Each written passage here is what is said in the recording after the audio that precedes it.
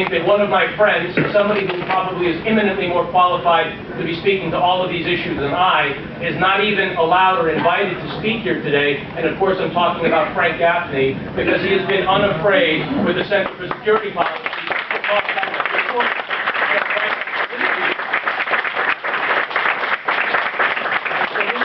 Calling out connections, for pointing out the networks, and frankly, I also recognize that in doing this at CPAC, I do at my peril. But we've heard the President say this before, and I'm not afraid to say it myself. Bring it on. We're going to get into a little bit of the doctrine and what it means to be a believer and how that's compatible and what happens when Sharia is really a political system beyond even just a coda for a religious system. But if one were to go into a bookstore today, and I did it, I was up here in D.C., and of course I live in southeastern North Carolina. I do that by choice. The values are great, the barbecue's great, it's where I raise my children. I see again a Marine smiling, you make me happy. Do I have to slow down though? Yeah. I've been a Marine twice, I can say that. Friends, I went to the bookstore with a curiosity.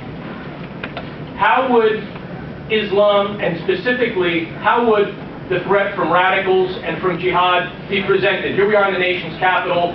I wanted to see what was available to students. We've got wonderful graduate schools. We've got wonderful undergraduate schools. And I was surprised. I went to a bookstore up on Connecticut Avenue, and the most forceful presentation of the facts of Islam, specifically the radicalization and the encroachment of Sharia and jihad in the United States, was in fact an apologist book called Islamophobia, the challenge of pluralism in the 21st century. And I mention this because I went looking for something to speak to the threat, and what I found was basically a mirror with a sticky finger saying, "You're the threat, buddy, because you're Islamophobic." Well, wait a second, friends.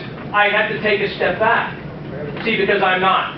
And I know a lot of people in this room feel the same way. But friends, I fought 2 wars to liberate Muslims from other Muslims. So don't tell me I'm Islamophobic, and don't tell me that I'm a racist, please. I'm just a student of history, and I want to understand something. You see, when I pick up the back of this, and I see the books written by John Esposito, who's a professor of religion and international affairs at Georgetown University, and the founding director of, drumroll, the Prince Alwaleed bin Talal Center for Muslim and Christian Understanding. I said, oh, okay, well, that's an interesting credential. And then I noticed that the next gentleman is also a fellow at the Prince Alwaleed bin Talal Center for Muslim and Christian Understanding. And then it kind of resonates to me that, wait a second, isn't that the same prince that tried to give $10 million back in right after 9/11 when the ruins were still smoldering? And I guess I ought to mention that Pamela and I have become such good friends because I've had the opportunity to speak in a couple of events with her as she's gone out to champion the fact that, of course, building a mosque at Ground Zero is a desecration of an American holy site and an American national capital.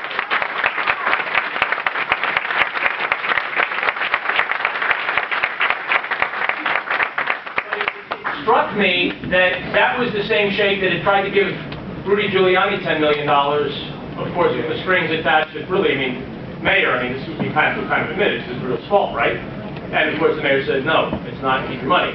But that's a little bit of the mindset. Well, this is more complicated because that same sheik was given $20 million to the very graduate program in which these men as fellows are ultimately probably collecting a check. But more to the point, I don't want to impugn their individual integrity because I don't know them. What I do want to do is mention this.